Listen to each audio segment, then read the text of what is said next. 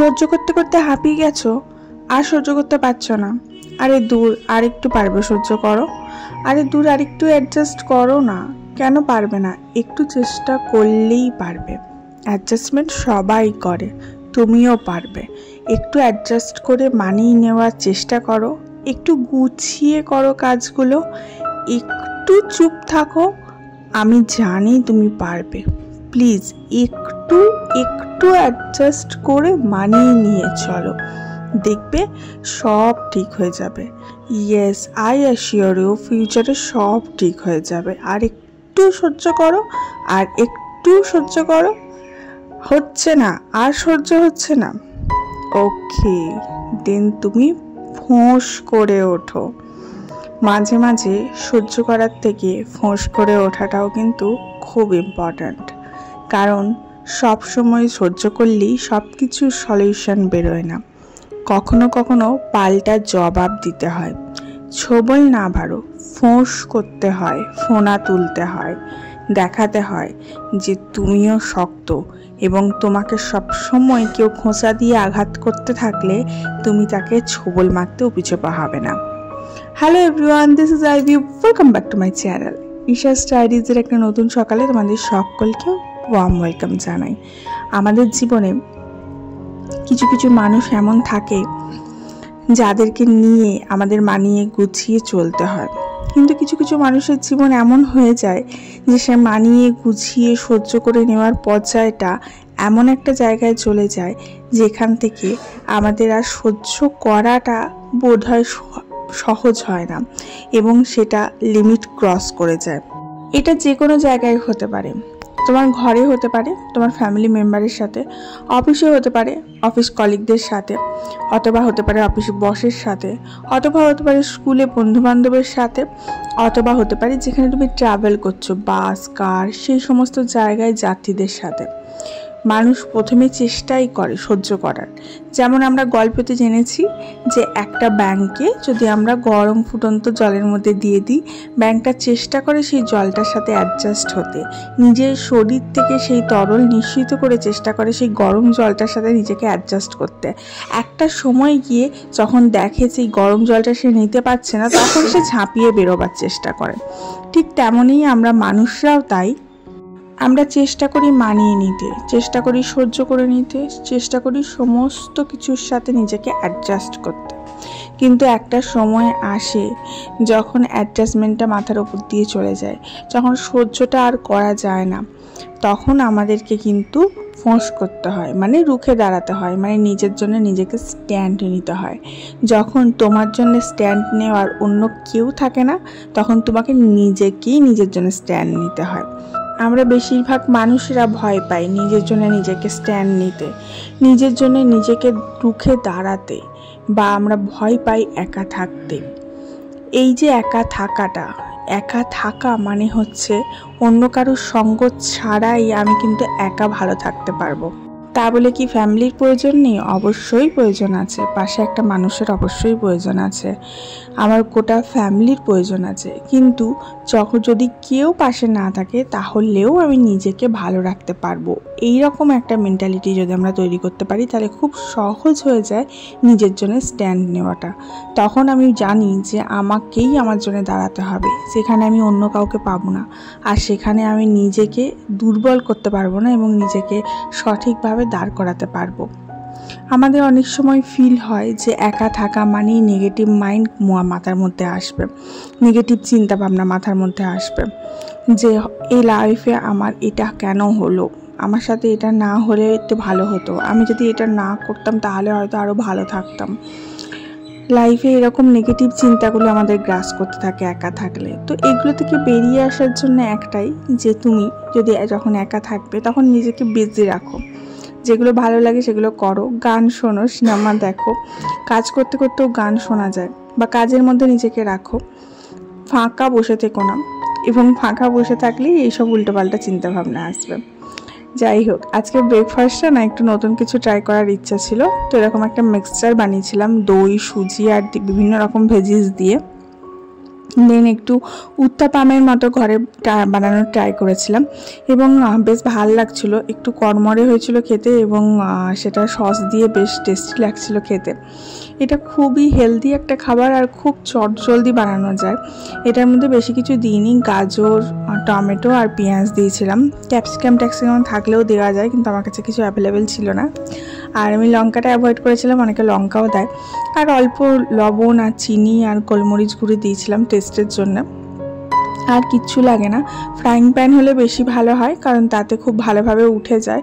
আর এমনি তাওয়াতে করলে একটু তেলটা বেশি লাগে এবং সময়ও বেশি লাগে এবং উঠতেও একটু সময় লাগে, বাট খেতে কিন্তু খুব ভালো হয়েছিল। তো সকাল থেকে রান্নাবান্নার জোগাড় করলাম, দেন ব্রেকফাস্ট করলাম, মেয়ে গেছে স্কুলে। অ্যান্ড এখন একটু সময় পেয়েছি, তো ভাবলাম কিছু আমার সেলাইয়ের কাজ আছে সেগুলো করে নিই, কারণ জুতো সেলাই থেকে চণ্ডীপাঠ সব আমাকেই করতে হয় এবং সেটা করতে হয় এই সময়ের মধ্যেই, যখন সময়টা আমি পাই, যখন মেয়ে ঘরে থাকে না। কারণ মেয়ে যখন থাকে তখন মেয়ের পিছনে, মেয়ের পড়াশোনা, মেয়েকে দেখাশোনা, এই সমস্ত করে করেই সময় চলে যায়। ইভেন এখনও আমার মেয়ে বলে যে আমি স্কুল থেকে আসার আগে তুমি ভিডিও যা করার করে নেবে, আমি স্কুল থেকে আসলে আর করবে না। যত বড় হচ্ছে মেয়ের ডিমান্ড বাড়ছে, আর মেয়ের মন জুগিয়েই চলি, চেষ্টা করি চলতে, যেমন প্রত্যেকটা মাই করে।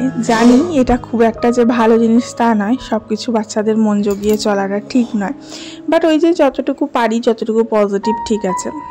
কোনো কিছু সেরকম কিছু চায় না যেটা আমাকে আমার বাইরে গিয়ে মানতে হবে, কিন্তু অনেক সময় বাচ্চারা এমন কিছু চায় যেটা নিজেদের বাইরে গিয়ে মানতে হয়। ধরো কেউ সার্ভিস করছে, তো বাচ্চা চাইছে না যে তুমি সার্ভিস করো, তুমি ছেড়ে দিয়ে ঘরে বসো।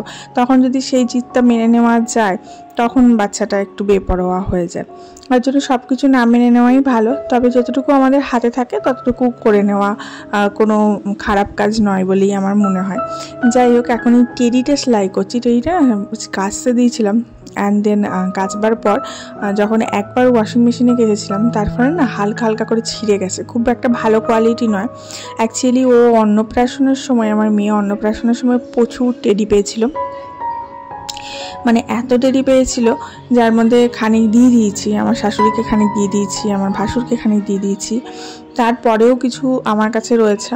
তো সেই সমস্ত দিয়ে আমি ঘরগুলো সাজিয়ে রাখি, যেগুলো একটু বড় বড় টেডি। তো সেই বড়গুলো টেডিগুলো না খুব একটা ভালো কোয়ালিটির নয়, যেগুলো আমরা কিনি, কিনি একটু ভালো কোয়ালিটির হয়। আর এই খুব পাতলা কাপড়টা, ওই জন্য একটু ছিঁড়ে গেছে, নিয়ে তুলোগুলো বেরিয়ে আসছে। তো আমি যখন নেক্সট টাইম কাচলাম, আমি হাতে কাচলাম, আর ওয়াশিং মেশিনে দিইনি, কারণ ওয়াশিং মেশিনে বাকি গোটাটাই ছিঁড়ে যাবে বলে। তো তার জন্য আমি ওই জায়গাগুলো একটু সেলাই করে দিচ্ছি। আর এই সেলাইটা না একটু অন্যরকমভাবে করতে হবে, যাতে উপর থেকে দেখা না যায়। মানে দুটো কাপড়কে ধরে যে আমি রান স্টিচ করে দেবো সেটা হবে না, এমনভাবে সেলাইটা করতে হবে যাতে সেলাইটা ইনভিজিবল থাকে অথচ সেলাই হয়ে যায়।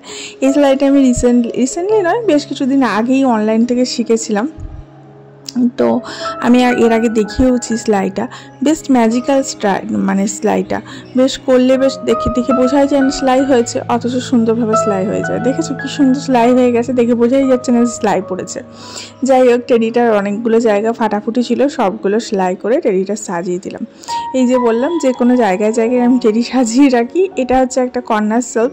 এই শেলফটা কত আমার সাজাবার ইচ্ছা ছিল, কিন্তু এই শেলফটা সাজাতেই পারি না, কারণ আমার মেয়ের খেলনাতেই এই জায়গাটা পুরো ভর্তি থাকে। আমি বিশ্বাস করবে না, 1 বস্তা করে খেলনা দিয়ে দিই। যখনই 1টা বছর যায়, তখন 1 বস্তা করে খেলনা আমি দিয়ে দিই। কাজের লোকরা আছে, ওদেরকে দিয়ে দিই যে তোমরা নিয়ে যাও, বাচ্চাদের উচ্চাকা দিয়ে দেবে। কিন্তু আবার এটা পুরো ভর্তি হয়ে যায় খেলনা কিনে। এত খেলনা কিনে আমার মেয়ে। যখনই পুরী যায় তখনই কম বেশি প্রচুর খেলনা আসে। যাই হোক, আজকে স্কিন কেয়ারের জন্য ভাবলাম একটু ব্যানানা ট্রাই করা যাক। তোমরা জানো যে ব্যানানাগুলো আমরা খাই না, ফেলে দিই, সেই ব্যানানাগুলো মানে কালো যেগুলো হয়ে যায়, ব্যানানা তো বেশি দিন রাখা যায় না ঘরে, একটু রাখলেই, কয়েকদিন রাখলেই কালো হয়ে যায়। তখন কি হয়, কালো হয়ে গেলে খেতে মন চায় না, অনেকে আমরা ফেলে দিই। সেটা কি তুমি তোমার স্কিনে আর মাথায় কিন্তু ইজিলি লাগাতে পারো। মাথায় লাগালে একটু ছাড়াতে অসুবিধা, but trust me, this is very very good and very very effective for your hair and for your scalp. তো এটার মধ্যে জাস্ট একটু মধু, একটু হলদি, এটা হচ্ছে কস্তুরি হলদি। তোমরা একটু খরচা করে কস্তুরি হলদি কিনে রাখতে পারো ঘরে, ডাস্ট কিনতে পাওয়া যায় যে কোনো আয়ুর্বেদিক দোকানে। যেটা সামান্য একটু করে নিয়ে এইভাবে কোনো প্যাকের মধ্যে মিশিয়ে লাগাতে পারো। কাঁচা হলদি অনেক সময় পাওয়া যায় না, অনেক সময় রাখলে নষ্ট হয়ে যায়। তো কাস্তুরি হলদিটা কিন্তু মুখে মাখার জন্য। তো যাই হোক, একটু দাম বেশি কিন্তু খুব এফেক্টিভ।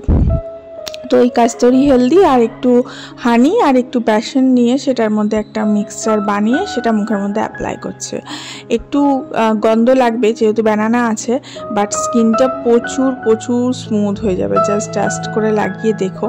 অ্যান্ড এটা অনেকটা হয়ে গেছে, দেখা যাক আজকে কতটা যায়। যদি না হয় তাহলে আমি খানিকটা রেখেও দিতে পারি, কোনো অসুবিধা হবে না। খুব ফ্রিজে রেখে দেবো, আবার কালকে লাগিয়ে নেবো। যাই হোক, তোমরা যারা ভিডিওটা দেখছো অবশ্যই ভিডিওটা কিন্তু একটা লাইক করে দিও, আর ভিডিওটা একটু শেয়ার করে দিও বন্ধু বান্ধবের সাথে। আর যারা যারা এই চ্যানেলটাতে নতুন ভিজিট করছো সবার কাছে রিকোয়েস্ট যে অবশ্যই চ্যানেলটাকে সাবস্ক্রাইব করে পাশে থেকো। আমি হাত বাড়ালাম বন্ধুত্বে, তোমরা হাত ধরবে তো? ধরবে কি ধরবে না তোমার উপর নির্ভর করছে। যদি ধরতে চাও তাহলে সাবস্ক্রাইব করে নিও। সাবস্ক্রাইব করা মানে বন্ধুত্ব করা, জানো তো। এটাকে মেখে নিলাম অ্যান্ড এটা একটু শুকিয়ে যাবে, শুকিয়ে গেলে ধুয়ে নেবো। এটা খুব তাড়াতাড়ি শুকিয়ে যায়, মানে খুব কম সময়ের জন্য কোনো ফেস প্যাক লাগালে না এরকম কলা দিয়ে লাগাতে পারো। আমার একটা বন্ধু ছিল যার বাবার ফলের দোকান ছিল, ওকে আমি বলতাম, হ্যাঁ রে তোর স্কিনগুলো এত গ্লো করে কেন, কারণ তুই খুব ফল খাস বল, তোর বাবার ফলের দোকান। বলে না, যে ফলগুলো খারাপ হয়ে যায় সেগুলো ফেলে না দিয়ে আমার বাবা ঘরে নিয়ে আসে, সেগুলো আমরা সব লাগাই। আমি, আমার মা, আমার দিদি সবাই লাগাই। গোটা হাত টপ টু বটম পুরো লাগাই, হাত পা মাথা মুখ সবেতে লাগাই অ্যান্ড দেন ওয়াশ করে দিই। তার জন্যই আমাদের স্কিনগুলো এত গ্লো করে। তো স্কিনের ওপরে যতটা তোমার ইম্পর্টেন্ট, স্কিনের ভেতরেও কিন্তু দেয়া ততটাই ইম্পর্টেন্ট। মানে ভেতরে তুমি যদি খাও সেটা যতটা কাজে লাগবে, তুমি স্কিনের ওপরে যেটা দেবে সেটাও কিন্তু কাজে লাগবে। তার জন্য শুধুমাত্র স্কিন কেয়ার মানে দামি দামি ক্রিম লাগালেই চলে না, পেটে ভালো খেতে হয়। আবার পেটে ভালো খেলেই চলে না, মুখের ওপরেও কিছু লাগাতে হয়। যাই হোক, তোমাদের সাথে কথা বলতে বলতে আমার ফেস প্যাকটা লাগানো কমপ্লিট। আর এই ফেস প্যাকটা লাগাবার পর না আমার বর আর আমার মেয়ে কেউ ধারে কাছে ঘেঁষে না। আমার বলে যে কীরকম গন্ধ ছাড়ছে, কলার গন্ধটা সহ্য করতে পারে না। যাই হোক, চলো লাঞ্চের মেনু তো বানিয়েছিলাম, অনেক কিছু আজকে বানানো হয়েছে, তবে সব শুকনো ঝোলা খুব একটা কিছু বানানো হয়নি। অ্যান্ড এই যে দই, টক দই, তারপরে তোমার চাটনি, আম, এই সবগুলো কমপ্লিমেন্টারি আর কি। যাই হোক, লাঞ্চটা সারি, দেখা হচ্ছে কালকে। Love you all, by.